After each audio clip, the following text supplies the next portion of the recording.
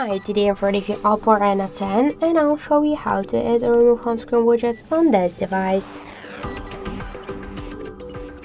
So open first the home screen and hold for a while empty space on the home screen. With the finger hold it for a while, tap here to widgets icon and you'll see here all of the available widgets which you could add to your screen. Tap to this, for example, to one from the widgets, and now the widget automatically added to your home screen. You could move widgets here between the screens by just hold and move them.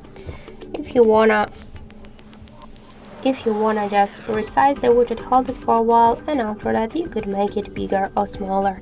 And to remove it from your home screen, hold it and tap to remove widget icon. So that's it. Thank you for watching, and if you like this video, leave thumbs up and subscribe.